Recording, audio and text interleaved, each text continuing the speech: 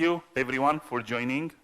This event is for you, and I'm so grateful that you've all took your time and you've joined us on stage. Yeah, those are kittens.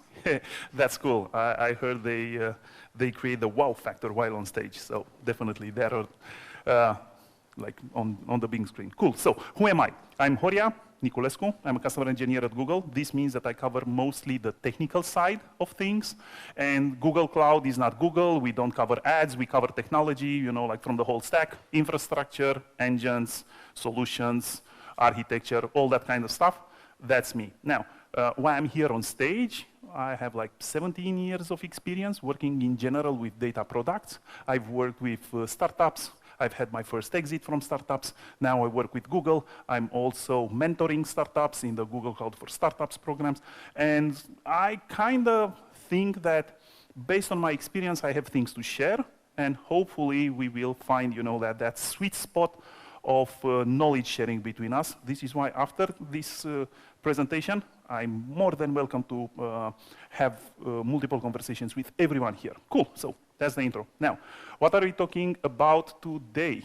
You know, like, we will dream big. 1 billion users. Woo! My screen crawls, 1 billion users. That's like a huge impact, right? Globally, that's big. Now, in order to do that, we need to assess. We need frameworks like we've had before. And then we need mission, we need passion, we need a lot of things. And one of the things that I want to talk about, actually there are 3 things. Now, right now, I'm really puzzled when I'm engaging with you know, like VPs, directors, C-level, and they still don't believe that all this wave of AI, generative AI, but the new AI thing, is here to stay. And I keep hearing, you know, like, hey, this is just a fad. We've had the NFTs, and we've had all these crazy technologies coming in the last years. And I'm like, okay, let's build a framework to assess technologies and products and see if that's somehow, if those products and technologies are here to stay or not. And then, once we do that, we go to the second phase. What's our role as product professional in shaping the future? And then in the third phase, okay, but let's talk about something practical. Now, how we will approach these topics. First, we're going to check out a framework on how to assess technology. Second, we're going to have a Socratic approach on talking about AI. And third, we will have a set of examples. Cool. Moving forward. Now, the framework that I recommend is based on the adjacent possible, you know, the next thing that's just close by and that's great, you know, but you cannot touch it yet. It's, you know, like possible, but really, really not there. Why is this important? Because it helps us, you know, like somehow foresee the shadow of the future, what's just beyond the horizon. Let me give you a perfect example, right? Like the internet. Could we have the internet without actually having the networks, right? Like actual cable from point A to point B? No. So the internet, the cables were the adjacent possible for the internet. Without that, we could not have the internet. Now, in the product world, we might call that requirements, right? Technical requirements, business requirements, market requirements, whatever. Here, we will call them the adjacent possible of a given technology or a product. Now, the thing is, there are so many, this is a framework, and there are so many good things, you know, like Stuart Kaufman. I like Steven Johnson the best. He has a great book where good ideas come from. I highly recommend that. And there you'll find more. If you like this framework and you like to dig a bit deeper, check that out. Now, moving forward. Let's take the example of the internet, right? This is just a quick example just to get us accommodated with the framework, the internet, an exercise. Now, what's the adjacent possible of the internet? Well, first is the DNS, you know, like everyone, the nasty stuff, the things that security people always talk about, the TCP, IP protocols, the World Wide Web, the HTTP, the web servers, web browser, packet switching, PCs. Without these, we wouldn't be able to have the internet. Okay, that's great. So that's on the left part, but what's here? What's on the blue part? It's everything that is being unlocked by that given technology, and in our case, by our products, right? So Let's see the internet, like this is obvious. I chose one of the easiest examples that we can have. Artificial intelligence. Without the internet, we couldn't have that, right? Why? Because right now, we don't need data centers. We don't need, like to build a big rack or to fill this entire room with GPUs, TPUs, whatever. We can just call an API over the internet and we have it. Then the blockchain, again, that's a great technology. We should just start using it correctly. And then, no hate. Cloud computing, again, that's great. 5G, without the internet, we couldn't have that. Quantum computing, extended reality, digital assistants, open source software, again, we wouldn't get into a library, right, and start exchanging our code. We need the internet to do that. Okay, so this was an example, just to understand a bit the framework, but this is not enough, right? People here in the room might say, yeah, but that's just, what's that? Requirements gathering. And then this is, like potential benefits of our products, of our technology. Like, why do you frame it this way? Because if we want to aim big, then we need to go here, the internet, right? How do we assess this? We need 4 major components in order to see if the technology will stick or not. And we will have some comparisons with other technology as well. Now, first and foremost, major paradigm shift in many industries. We need to do that, or else we will just be somewhere, a nice tool, a nice thing that people might use, but without big impact. We won't reach that high bar of 1 billion users. Cool, that's nice. Ubiquity and use of Aquas. Ubiquity, it needs to be everywhere. It needs to be easy to access. That's a must. Or else, of course, we won't be able to reach, like, what's that? 15% of the entire population of Earth. Improve productivity, okay, that's nice. No hate. TikTok, that's great. But then again, we need also to improve productivity and not only, like welfare and well-being. And then also mass adoption. The internet, like 5 stars across the board. What do we have here? That's a big cool. Yay. Now, let's check something out, like the NFTs. Again, no hate. I hope that people are still coping with the impact of NFTs. Let's check it out. Now, major paradigm shift in industries. Nope, we didn't have that. We had the digital, like all the digital assets. That was great. My God, I love, like illustrations, stuff like that, digital illustrations. But where's the healthcare? Where's the industry? Where's the production? Where's automotive? Where's education? We don't have that. So that wasn't a major paradigm shift. Ubiquity and ease of access, my God, we had it everywhere. That's great. Almost 5 stars, almost. Improve productivity across the board? No, not yet. Mass adoption? No, not yet. It was, like, unfortunately, it was moved to, was that a speculative bubble instead of the major paradigm shift that we had. NFTs? No, it did not stick with the technology. So far we have this framework. Okay, it's cool. Let's see for generative AI, right? What's the adjacent possible for it? Without big data sets, so without the internet and then, like hoarding a lot of data, AI wouldn't be possible. We really need a lot of data to train the models. And then advances in computing power, my God, they are so hungry. Training these models is so hungry that we really needed these advancements. And then, of course, advances in algorithms, open software. I love it. And whenever you have teams that are building products and whenever they have the ability to give back to the community, do that. Put it in the product roadmap, put it there, do some hackathons, do something, and allow people to give back to the community with open software. And then GPUs, TPUs, generative adversarial networks, all these kind of buzzwords. That's nice. We have them. Yay, that's great. Perfect. Now, what do we do with AI? I will go like really fast through it because there are so many things, almost anything, right? Like anything that our mind can think of, definitely it can be done with AI and something else, creativity, etc. It's like taking an artist and allowing that artist to have the entire knowledge of writing code and use the creativity of an artist to build a technical product. My God, that's great, right? And then again, it's exactly the other way around. Take, like the most structured person you can think of and give it the power to create art.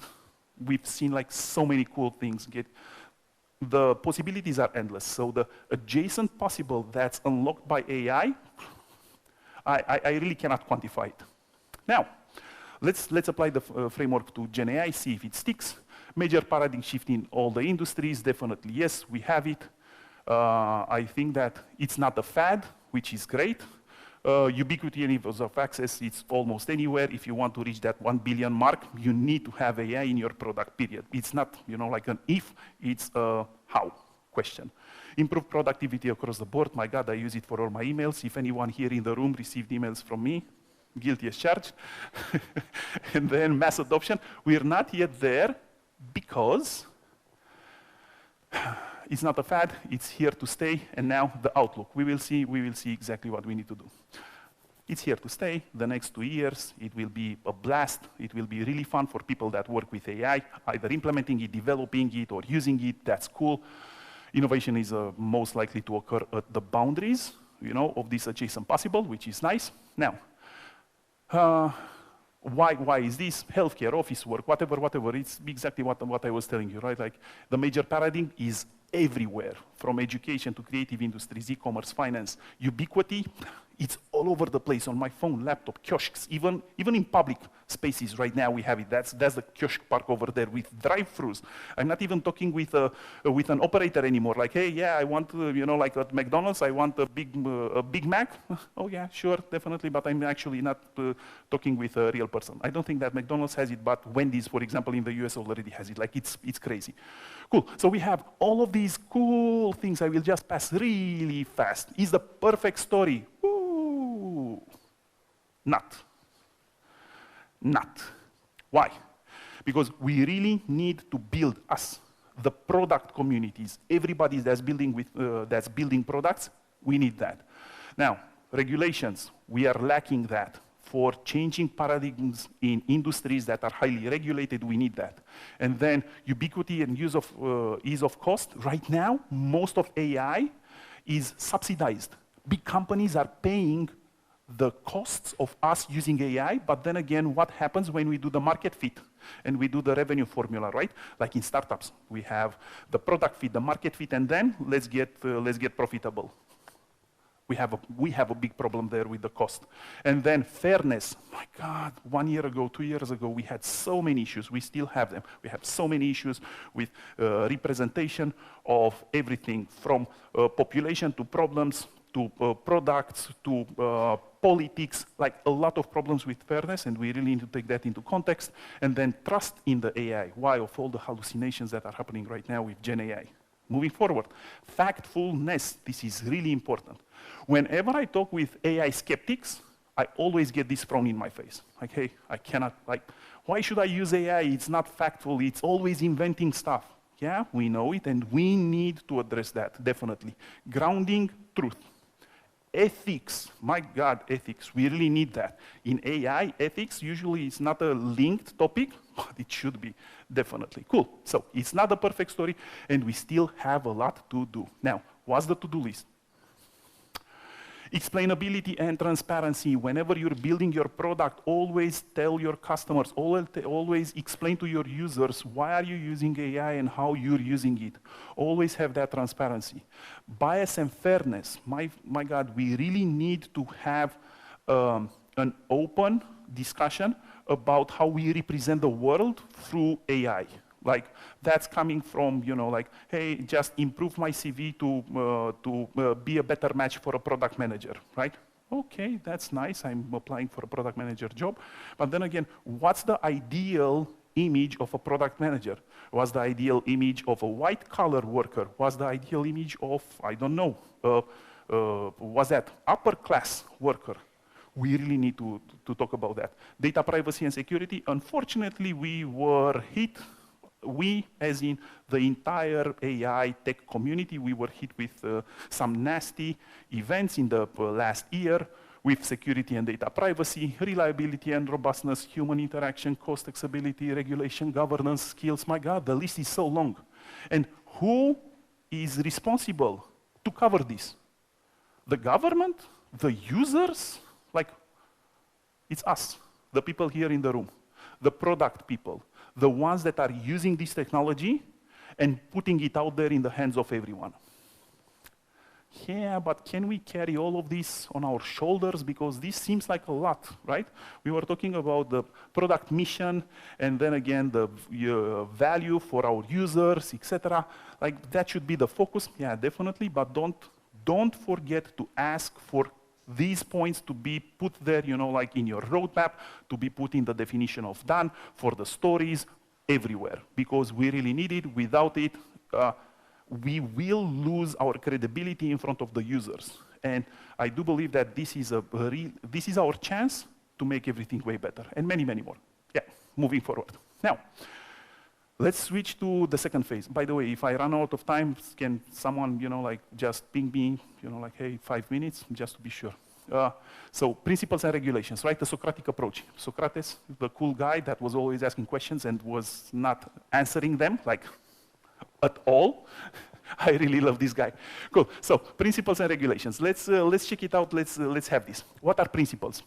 Well, if I would answer to Socrates, I would say they are a set of rules that we abide to implement and to follow, regardless of the of the situation. Okay, that's nice. That's a principle. Do we need principles? Well, I think we do, right? It's the social contract that we use just to be here in the same room, to get here with the bus, with the taxi, with whatever. Yes, we need that to. Do we have the same principles? I don't think so, right? Like, of course, we have some overlapping principles, but definitely we don't have, like a perfect overlap. And then again, if we're not overlapping, but still there's a pressing matter that we need to agree upon, aren't regulations a shortcut to aligning on principles? Maybe. I don't know. I won't answer that one. I would say maybe yes. And then the big question, should AI be regulated? I don't know. Socrates was asking this, but then again, this is an open question for everyone here in the room. What do you think? Should it be regulated or not? And if so, how would this impact your product, your roadmaps, and then your execution? I don't know. Socrates. Now, let's take the same approach and check, like some of the big points, some of the to-dos that we had there, right? Like safety and security. Should people Google everything? Google that. Google is a verb there, like just search for everything. Yes, no, maybe. Moving next. From wild mushrooms to cloud types before a storm. So there's a risk there. Should I, like just take a picture, check the cumulonimbus, clouds, and say, okay, there's a storm. Maybe I should get back to shelter. I don't know. Or the symptoms of a mere cold, like, hey, I start coughing. Should I start searching that on Google? Maybe. Or to the correct dosage of like 5 milliliters of Tylenol, or whatever that is, ibuprofen, or something for my small kid. Should I do that? I mean, who am I to judge if people are using my product or are using, in this case, Google, to search that, right? Google put that out there, and right now is responsible for all the results. And this is the message that I'm trying to send here. When we're building our products, we are responsible for everything that our users are doing and for how our products are impacting their lives. And for that, we need ethics, and maybe, just maybe, we will need also some regulation. And this, should the results be safe? Who knows? Do we care about that? Maybe. Is it in the scope? Is it in the product requirements? Is it on the roadmap? I don't know. Who's going to place all these points there? I think maybe, like everybody everybody building products is just trust that's at stake or something else. Sometimes it's also something else, right? Like users don't just lose trust in our products. Maybe we just simply change their lives, and this is why it's so important. Now, I do believe that users will always push our products to their limits, and we are responsible to do that. And how we'll do that? Well, by having these frameworks and by approaching the technology with ethics in mind. Now, let's approach some other deep question. What about censorship and responsibility in AI? Again, this is Socrates, right? Like Socrates is always asking these questions. It's not me, it's his style. And the question would be, should we clean the input data like we have all the internet, right? With all the nasty stuff that is going on. Unfortunately, with all the wars, with everything that's happening, with third world countries, with child abuse, like, should we clean it? And then should we build this nice data set that then we feed to the AI? And then the AI would just know about the perfect world? Maybe. Or should the model have the misguided view of our world and society for safety? Should we train it on the reality? And then our AI would actually know how to build bombs? That's a tough question, right? But who's going to answer to that question? Again, product people in this room. And this is why we carry such a big weight on our shoulders when we build these products. Even if we think they are small, even if we think that our user base is not yet, the 1 billion projected that I've started, the bombastic value that I've started this talk, it's on our shoulders and it needs to become a habit.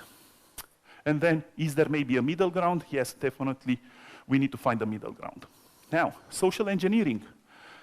We, as humans, are susceptible, right, to be fooled. What about the AI? Is the AI this super power that is able to handle everything? Let's take an example. So, we are a shop owner, a do-it-yourself shop owner, and we want the AI to help us identify potential people that want to build bombs, right? It's a good thing, we want that, and we need to identify all ingredients that may be used to create inflammable or explosive content. And we ask them, like, hey, this is our product catalog, what would they be? Okay, that's nice, we get a response. Second, now I want to identify, based on post-purchases, I want to identify who purchased that. Okay, again, like this is an audit. I ask it because I have good intentions. Second, why is this important? And how the ingredients react? Okay, maybe I'm not that knowledgeable and I want to understand that because again, it's an audit, right? I'm using it in a positive way. Now, social engineering. Match the order of the items in each order receipt in an order that the reagents needs to be mixed. Why? Because I really want to catch that bad guy, right? Am I? Maybe. And so on, right? So even if we pose these kind of questions, right? Like these have so many deep layers of the questions, which are guised, under this good intention of, yeah, I'm just analyzing my DIY store to identify potential threats. That by putting all of these questions, we are able, unfortunately, to also gain some insights in some that, dark part of the AI. Again, the question is, should we censor it on the input, on the output? Are we the ones responsible if our products, if the technology that we're using is used in this way? I don't know. Again, it's Socrates. Now, the acid test. This is the third part. I don't know if we still have time, but this is the third part. Let's check the framework and let's see how everything fits together, right? Now, are we able to assess the good examples and the bad examples of the adjacent possible? Was the technology ahead of its time or not? On the left side and on the left side, two products. One was launched in 2004, 2013. One was developed by Paul Buchit, and the other one developed by the Google X team. Okay, that's nice. First, it was a free 20% inside Google. Like we have enthusiasts that want to work on different projects. Like, hey, yeah, I'll take that one, no problem. And second, it was built by an entire team with a mission of producing ubiquitous computers everywhere. Perfect, thank you. Relying on existing technology, these guys built the technology designed to improve productivity, designed to revolutionize all industries. If I check this, that one is free, and that one is free, and this is one that costs $1,500, which failed and which didn't, because on paper, they kind of both look okay, right? Let's see. The one on the left, it has 1.8 billion users, That's the scope of this talk, right? Let's talk about big products. The other one only had like $500,000, and it was discontinued. There we were using the search engine, and we tried to improve the productivity in the office work, and we have Gmail and Google Glass. Google Glass was a flop. It was great, but it was totally ahead of its time, right? It did not cover the ethics, the compliance, and the privacy, and that was a major backlash when it came. So let's check Google, Gmail. It has like all this kind of stuff from the major paradigm shift. Yeah, it had free spam filters, free storage, conversation, undo send, like a lot of stuff. I will just go really, really fast. And then again, for mass adoption, it was in beta for like 3 years, which is crazy. Anyway, it happened. With Google Glass, we have so many things, you know, like it scores so high when we apply this framework until we get here to mass adoption. Why? Because we had the privacy concerns. It was in beta for 2 years. This means that people didn't have the time to give feedback. It was prohibitive with its price tag, lack of open software support. And yeah, that's it. It was trying to create a market that the society was not yet ready to take in. Now, again, the second example, 2005, 2011, let's check what this is. The YouTube versus G+, another flop, unfortunately, the social media platform from Google. Now, one of the key things, you know, like it struggled to gain tractions. Why? Because it was focused on platform users. That was a pitfall that I still see product managers do that. They say, hey, we have this user base of 10 million users. Let's just build another product and then onboard them in this. You know, like we hijack all the, product fit, market fit. We already have the users, just push it out there in 3 months. You have another new product in your suite of products, bam, that's it. That's wrong. We still need to go through that. I think this is what happened with also G+. Bam. Next. Really quick, a quick deep dive. Nintendo Wii, it had the perfect timing. My God, I really like it. I don't know who here played on Nintendo Wii, but it was great. Sega Dreamcast.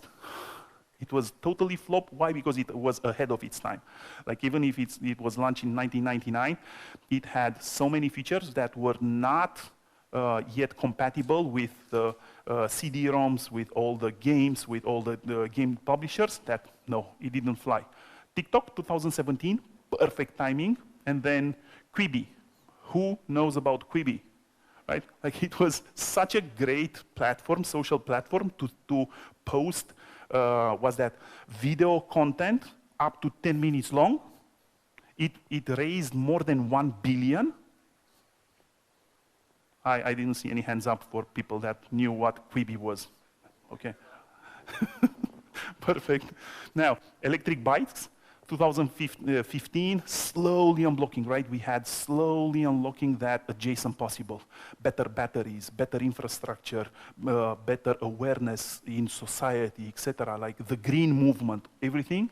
Segway, my freaking God, that was a flop. I mean, it was not a flop, maybe it made money, but definitely it did not reach, you know, the 1 billion users that we're talking about here. Sony, Walkman, 79, that was perfect timing. Apple, Newton, that was a PDA. You know, that was great, like way ahead of its time. Now, where are we left? AI is here to stay. It will enable countless new opportunities. That's a fact. Product people are most responsible to use the technology for good. This is why we're here. We have a really big thing carrying on our shoulders, and this is my alarm. Perfect, stop. Thank you.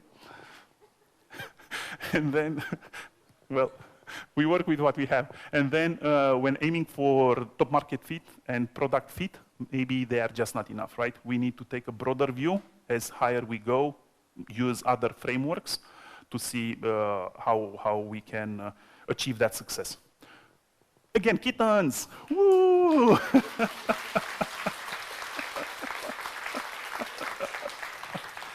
I don't know if you have time for questions. Okay. First question comes from here. Yeah, thanks for a great presentation. That was awesome. Yeah, you are drawing a nice, bright future with AI. There is a good book from Mustafa Suleyman. I'm sure you know about that book, or probably it's. You'll have pleasure to read it later. It's called The Coming Wave, where he's drawing a slightly darker future where AI can suggest you how to, I don't know, create the bomb or another, I don't know, COVID 2025. So from news, we know that there are a lot of developers on the market. From the previous presentation, we know that there are a lot of product people also searching for their place under the sun. What would be your suggestion how they can combine their brains, invest their next few years to make that dark future from the book more like the one you draw us in your presentation? Where to invest their time? Wow, that's such a heavy question. Thank you for that. Now, I'll try to answer it on the spot. You can buy a gun right now. No, not a gun, not you know, like a shotgun. You can buy a car right now. And unfortunately, you can take that car and then go on the street and kill people with it. Are you doing that? No. Why? Because we have this social contract, right, that we all abide to. Why? Because we are educated. Why? Because we care about the lives and about the welfare of the people around us. So we shouldn't blame the technology for what it's capable. We should inform, educate, and instill human kindness in everyone around us, because AI is just a tool like anyone, like anything else out there. A bad guy with a car can kill 100 people. Bad guy with atomic bomb can kill way more. So it's about scale, right? We're playing the Socrates game here, yeah, but is one life worth more than 1 million? If you want, we can go in. Let me reformulate the question. We probably can discuss it later on, but it's about, I believe we should invest more time into containment of that stuff, and what are the steps which can be seen even now that I can go through to improve that stuff. I'm happy that we can have this conversation, like period. If we wouldn't be able to have this conversation, that would be so bad, right? This is how we align. It's about principles, right? Do we have the same principles right now? I understand that you're challenging, and that's great. This is what we need to do. You're challenging some of the principles that I've put there, you know, like on the screen. Is that good? Definitely yes. If we see a big dissonance between them, what should we do? Well, first we should try to meet each other right in the middle. If we cannot do that, maybe some regulation, maybe some laws, I don't know, maybe. But first and foremost, we're able to talk about this, and we need to raise awareness. Second of all, we need to educate people. Where do we start? With the people that have the most impact. People in this room, right? And then to the users. Okay, thanks.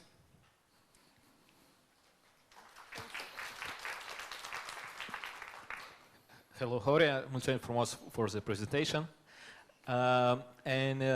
You said about the approach, frameworks, and I have a provocative question for you. You said a lot about your colleagues, but what fuck-ups you had in the cloud with your big journey in the cloud?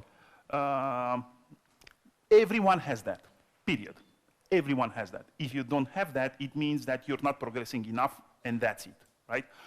I would rephrase a bit the question, right, just to add a little more value to it. And I would say, be hungry, always expect to have these mishaps, and then always have a framework at hand to learn from that. Like Google is like renowned for the postmortems. And it's not just we keep them internally, but for big incidents, we put them out there. And we try to be transparent, right? And this is how we try to synchronize. We try to get in sync with everyone that was affected and with everyone that might be affected by the same thing, right? Be transparent, do the postmortem, and learn something about it, because definitely you will have mishaps, a lot. To reach 1 billion users, almost daily. Thank you. Thank you very much, Horia. And I think Any questions? Maybe one more. One more? Yeah. One more. Hi, and thank you for a very great presentation. I see you put in the presentation a lot of knowledge about how to build a good product, how to build a 1 billion product. And I'm very glad you mentioned a lot of backups that Google had with the products. There is even a site which calls the Google Cemetery, where all products that failed in Google. And you partially already answered the question I'm going to ask. It's how is Google going next to avoid this cemetery going bigger and bigger? You shouldn't. We shouldn't. We have a running joke in Google, okay? It stays in this room. Okay. If the product doesn't reach a 1 billion user base in 1 year, then you kill it. I'm just saying. So that graveyard, you know, like keeps growing bigger and bigger. No, jokes aside right now. When a product, even if it has a great impact in the society, right? Like many of the, what was that, Stadia. It was way ahead of its time. Playing games directly online without buying an Xbox or a PlayStation or a desktop, like 4K resolution, 60 frames per second. Okay, this is the gamer in me. But having said that, with $10 a month, my God, that was brilliant. That was changing markets. Even so, Google killed it, right? Google Stadia. Why? It was not profitable enough, and it did not have a big enough impact in the society. Let me give you another example. Google Maps. Is anyone paying anything for Google Maps right now? No. But even so, it's not killed, right? It's there. Do you see public advertisement in Google Maps? No. Right? We're not even monetizing it. And it yet has over 2 billion user base, right? So there's sometimes you have to take these decisions, you know, like kill a product, keep it alive, based on economics and also on the social impact. So the graveyard, I think that the graveyard will get bigger and bigger with time. Cool. Thanks a lot.